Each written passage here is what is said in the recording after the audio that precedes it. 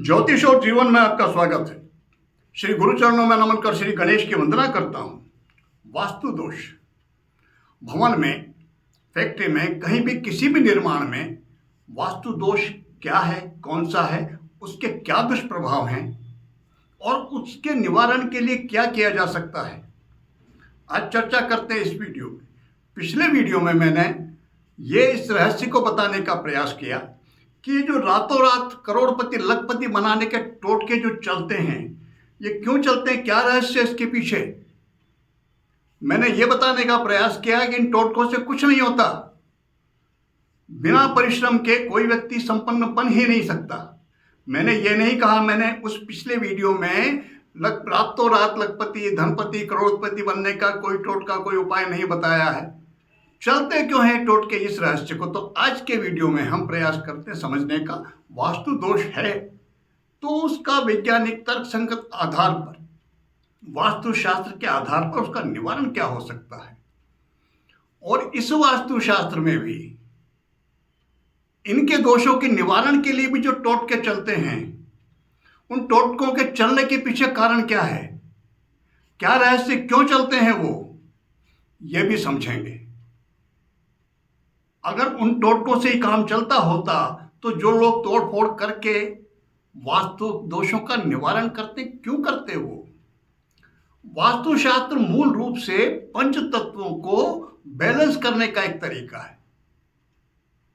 पांच तत्व सृष्टि की जो नियंता है, पांच तत्व हैं, उन्हें 5 एलिमेंट्स कहते हैं, पंचभूत कहते हैं, पंच तत्व कहते हैं। आकाश, वायु, अग्नि, जल और पृथ्वी। इन पांचों के अपने गुण धर्म हैं। आकाश तत्व में एक गुण है ध्वनि, और कोई गुण नहीं उसमें। ध्वनि। दूसरा तत्व वायु। वायु में ध्वनि तो है ही, एक गुण और है, वो है स्पर्श का, जो कि उसमें आकाश में नहीं है। हम वायु को स्पर्श से अनुभव कर सकते हैं अपने शरीर पर। तीसरा तत्व है अग्नि। अग्नि में ध्वनि है, स्पर्श है, एक गुण और है, और वो है रूप। अग्नि दिखाई भी देती है, पहले के दोनों तत्व दिखाई नहीं देते। चौथा तत्व जल। जल, उसमें ध्वनि भी है, उसमें स्पर्श भी है, उसमें रूप भी है, एक गुण और है उसमें, वो है स्वाद, रस। हर स्थान, अलग अलग जगह के पानी का स्वाद अलग होता है। पांचवा तत्व पृथ्वी, उसमें शेष चारों गुण तो हैं ही, एक गुण और है जो उन चारों में नहीं है, वो है गंध। हर स्थान की मिट्टी का जो गंध है, खुशबू अलग अलग होती है। और इन पांचों तत्वों के कुछ विशिष्ट गुण हैं। आकाश तत्व ही एक ऐसा तत्व है जिसने शेष चारों तत्वों को संभाल रखा है। और उसके बाद फिर वायु तत्व, उसका गुण क्या है, प्रधान गुण है उसका अस्थिर करना। वो जब वेग से बहती है तो अच्छे अच्छे बड़ी बड़ी बहुत ही विशाल चीजों को भी वो इस तरह उड़ाती जैसे रुई के फैल उड़ते हों। उसका प्रधान गुण क्या है, अस्थिर करना। और अग्नि, अग्नि क्या है, वो ऊर्जा है, शक्ति है, एनर्जी है, वो फोर्स है। और फिर चौथा तत्व जल, उसका सबसे प्रधान गुण है किसी भी चीज को आत्मसात कर लेना, अपने अंदर उसको मिला लेना। और पृथ्वी तत्व, पांचों तत्वों में एक ही तत्व ऐसा है जो ठोस है, जिसमें वजन सहन करने की क्षमता है, जो शेष चारों तत्वों में नहीं है। शेष चारों तत्वों का ठोस आधार ही नहीं है, केवल पृथ्वी के अतिरिक्त। अब दोष क्या है। अग्नि में और जल में वैर होता है। अग्नि कोण दक्षिण दिशा और पूर्व दिशा के मध्य का जो कोण है, अग्नि कोण कहलाता है। वो वहां पर यदि बोरिंग हो, कुआं हो, अंडरग्राउंड वाटर टैंक हो, तो अग्नि तत्व कुपित हो जाएगा। ईशान कोण, उत्तर और पूर्व के मध्य का कोण, वो जल तत्व का स्थान है। वहां पर यदि लेट बाग, गंदगी, कुछ ऐसा हो, और जैसा मैंने निवेदन किया आपको, जल तत्व का प्रधान गुण क्या है? आत्मसात करना। वह स्थान उस गंदगी को, उसके साथ वहां पर गंदगी के साथ क्या बैक्टीरिया, बीमारी के कीटाणु रोगाणु होते हैं, उनको आत्मसात करेगा वो स्थान, और उसमें घर में रहने वालों को उसका प्रभाव पड़ेगा। वायु तत्व, उसका प्रधान गुण है अस्थिर करना। जहां उसका प्रभाव है उत्तर और पश्चिम की दिशा वायु कोण, वहां पर अस्थिरता का प्रभाव रहता है। अगर मान लीजिए किसी भी व्यक्ति ने, गृह स्वामी का जो मास्टर बेडरूम है वो पश्चिम और उत्तर के कोने वायव्य कोण में है, तो उसके मन में स्थिरता नहीं रहती, मन में उचाट सा रहता है, गृहिणी के मन में भी, और उस गृह स्वामी के मन में भी टिक भी नहीं पाएगा वहां ज्यादा लंबे समय तक, भागम भाग मची रहेगी। कारण क्या है उसका? इसमें चमत्कार जैसी कोई बात ही नहीं। वायु का स्थान है और वायु का प्रधान धर्म क्या है? अस्थिर करना। वो बहती तो अस्थिर करती है। वो पृथ्वी तत्व स्थायित्व देता है। वजन के सहन करने की क्षमता कहां पर है? दक्षिण और पश्चिम के कोने में। अब दोष तो यह है कि यदि मान लीजिए, जैसा मैंने निवेदन किया आपसे, पश्चिम और उत्तर के कोने वायु कोण में यदि मास्टर बेडरूम हुआ तो स्थिरता नहीं रह पाएगी। हम लाभ ले सकते हैं इन पंच तत्वों के पांचों गुणों का, हम इनसे लड़ नहीं सकते। क्या सामर्थ्य है किसी की? फिर इनके दोषों के निवारण के लिए कोई एक मुट्ठी राई, कोई एक मुट्ठी सरसों, कोई थोड़ी सी कपूर, कोई थोड़ा सा जीरा, कोई थोड़ी सी हल्दी, उससे निवारण करने के जो उपाय बताए, आप थोड़ा विवेक से काम लेके देखिए। कर सकता है क्या कोई? संभव है क्या कि इनकी इन शक्तियों का निवारण कर दें ये टोटके? नहीं कर सकते। फिर क्या किया जाए? उस दोष के निवारण के लिए जो वास्तविकता है, उसके वास्तुशास्त्र के जो स्तोत्र है उसके अनुरूप ही व्यवस्था करनी पड़ेगी। हम चाहते हैं कि व्यवस्थित सब चले सही, तो मास्टर बेडरूम गृह स्वामी का तो दक्षिण और पश्चिम के मध्य का जो कोना है, निश्चित कोण, उसमें जो कमरा है वही गृह स्वामी का होना चाहिए। स्थिरता तभी मिलेगी। फिर वायु का गुण धर्म अस्थिर करना, उसका लाभ कैसे लें? उसका लाभ लेने के लिए घर यदि है तो वहां पर हम गेस्ट रूम बनाए, मेहमानों का कमरा, उनका आना जाना ही ठीक है। फैक्ट्री यदि है तो वहां पर तैयार माल रखें। तैयार माल जब तक फैक्ट्री में रहेगा उस फैक्ट्री के मालिक को नुकसान पहुंचाएगा। माल पहुंचा ही नहीं किसी के यहां तो हम उसका पेमेंट मांगने के अधिकारी कैसे हो सकते हैं? माल जाएगा तभी तुम पेमेंट मांगने के अधिकारी बनेंगे। तो वायव्य कोण में, उत्तर पश्चिम के कोने में तैयार माल रखा जाना चाहिए। घर है तो वहां पर गेस्ट रूम, मेहमानों का कमरा बनाया जाना चाहिए। ये उपयोग है। फिर दक्षिण और पूर्व का कोना जो अग्नि कोण है, जहां पर अग्नि तत्व की प्रधानता है, घर में वहां रसोई बनाई जानी चाहिए। फैक्ट्री है तो वहां पर बॉयलर है तो वो लगाया जा सकता है। वहां पर लेबर क्वार्टर बननी चाहिए, वो एनर्जेटिक रहेगी। कोई भी फैक्ट्री हो, चलती तो मजदूरों के ऊपर ही है। मजदूर यदि एनर्जेटिक रहेंगे तो उस फैक्ट्री का जो प्रोडक्ट है, जो उसमें जो भी कुछ बनता है, उसकी मात्रा में वृद्धि होगी और वो लाभदायी रहेगा उस फैक्ट्री मालिक के लिए। यदि वहां पर जल का स्थान बना दिया, कुआं बोरिंग हो गया, अब उस दोष के निवारण के लिए वहां पर कोई कपूर जलाए या वहां पर कोई घंटी टांग दे, बांसुरी टांग दे, लाफिंग बुद्धा रख दे, कुछ भी कर दें, कुआं वहां पर बना हुआ, बोरिंग वहां पर लाल रंग का लट्टू लगा दो, कितने लट्टू लगा दो, कुछ होना जाना नहीं है। मैं अपने अनुभव की बात कर रहा हूं। अगर इस टाइप के टोटके यदि आपने सुने हैं और उन पे प्रयोग कर रहे हैं, प्रयास कर रहे हैं, ईश्वर आपकी सफलता दे, आपके समाधान जो भी है उनका समाधान हो जाए, ये मेरी प्रार्थना हो सकती है। लेकिन मेरा अनुभव है कि इन टोटकों से कुछ नहीं होता। जैसे ही वो रातों रात लखपति बनने के जो टोटके बताए जाते हैं, एक मुट्ठी चावल, कोई 15 रुपए का कपूर, कोई 1 रुपए का सिक्का रखो यहाँ पर वहां पर और रातों रात करोड़पति इतना पैसा बरसेगा कि संभाले नहीं संभलेंगे। ये जो टोटके हैं, उन टोटकों से भी कुछ नहीं होता। और वास्तु दोष के निवारण के लिए जो टोटके बताए जाते हैं, उन टोटकों से भी कुछ नहीं होता। अगर अग्नि कोण में कुआं बोरिंग है तो उसे बंद करना ही एकमात्र उपाय है। यदि पूर्व और उत्तर के कोनों में रसोई बनी हुई है, प्रभाव देखें आप, प्रभाव क्या होता है? रसोई में सबसे अधिक कार्य पड़ता है गृहिणी का। वो जल का स्थान है और वहां पर रसोई बनाई, अग्नि का प्रयोग सर्वाधिक कहां होता है? रसोई में। क्या परिणाम निकलता है उसका? आर्थिक दृष्टि उस घर वाले की ठीक नहीं होती। गृहिणी मानसिक और शारीरिक रूप से अस्वस्थ रहती है। बड़े पुत्र का विकास नहीं होता। ये सारे की सारी समस्याएं आती हैं यदि उत्तर और पूर्व के कोने में, ईशान कोण में रसोई हो, वहां पर लेट बाथ हो, वहां पर सीढ़ी हो, वहां पर स्टोर हो। ये सारे दोष हैं ईशान कोण के। ये यदि हुए तो ये दुष्परिणाम मिलेंगे ही मिलेंगे।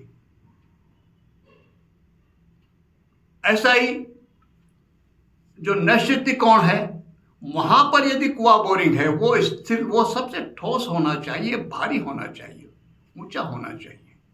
वहां पर कुआं बोरिंग है, आर्थिक दृष्टि से बहुत हानिकारक होता है। किसी भी प्रकार का विकास नहीं हो पाता ऐसे घर में। जिस घर के दक्षिण और पश्चिम के कोने में कुआं हो, बोरिंग हो, यदि फैक्ट्री में है तो फैक्ट्री चल नहीं सकती।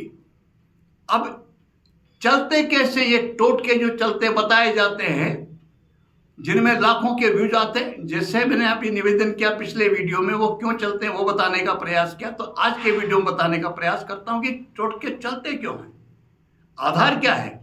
एक मानव स्वभाव है, स्वाभाविक सा, सहजता से चाहता है, सरलता से चाहता है, नुकसान से बचने की कोशिश करता है। इसीलिए तो रातों रात करोड़पति, लखपति, अरबपति बनने के टोटके चलते हैं। उनके चलने के पीछे तो कारण ये है। और वास्तुशास्त्र के जो टोटके वास्तु दोष निवारण के बिना तोड़फोड़ के, वो क्यों चलते हैं, वो भी आप समझ लें। आज के समय में एक तो रसोई और एक बाथरूम, उसके इंटीरियर में व्यक्ति तबे से पैसे खर्च करता है। एक बेडरूम, उसमें भी तबे से पैसे खर्च करता है इंटीरियर में। और बेडरूम मान लीजिए गलती से कहां बन गया, वायव्य कोण में, वो अपने प्रभाव दे रहा है, अस्थिरता दे रहा है, बहुत पैसा खर्च हुआ। बनना कहां चाहिए? वो दक्षिण पश्चिम के कोने में। अब वो सारा खर्चा वहां पर 20-25 लाख, 10 लाख, 5 लाख तो मामूली बात है, उससे लेकर के 20-25 लाख तक का खर्चा इंटीरियर में होता देखा है मैंने, बेडरूम के उसमें, सामान्य सी बात। अब उसको चेंज करना है, इतना ही पैसा वहां खर्च करना है। जो लगा पैसा ये व्यर्थ गया, दूसरा और करना, बहुत महंगा सौदा हो गया। ईशान कोण में रसोई बना रखी है, रसोई के इंटीरियर में बहुत पैसा खर्च होता है। उसको वहां से हटाना है, आग्नेय कोण में ले जाना है या वायव्य कोण में ले जाना है, तो जो लगा पैसा वो व्यर्थ गया, और जो लगाना है वो अलग से व्यवस्था करनी। अब इनको बचाने के लिए, अब वो वास्तुशास्त्री पर डिपेंड करता है कि वो कितना सामने वाले को समझा सकता है। इतना ही खेल बड़ा। वो 10 लाख का मान लीजिए, एक छोटा मोटा हम 5 लाख जो लगाए वो गए, 5 लाख और लगने हैं, 10 लाख का नुकसान सीधा सीधा। बचाव के लिए वो उपाय बताता है टोटकों में। अब उसमें कुछ तांबे के तार खींच देगा यहां से वहां तक, कुछ लटकाने की बातें, ये फेंग शुई के बहुत से आइटम आते हैं। कुछ वास्तु यंत्रों की फिर वो भी चलती है बात, वास्तु शांति के यज्ञ वगैरह वो भी होती है बात। अब उसमें खर्चा कितना, लाख 2 लाख रुपए का बता दिया। उन बताने वाले का खर्चा मुश्किल से 10-20 हजार रुपए हुआ, लेकिन वो वसूल का खर्चा कितना बता रहे हैं, 1-2 लाख। गृहस्वामी क्या समझता है कि कहां तो 10 लाख दोष निवारण में, अगर हम रसोई या बाथरूम या बेडरूम कुछ भी हटाते हैं, 5 लाख गए वो व्यर्थ गए, 5 लाख और लगाने पड़ेंगे, 10 लाख का खर्चा, उसके बजाय ये लाख 2 लाख में रुपये मामला निमट रहा है, वो तब इससे खर्च करता है।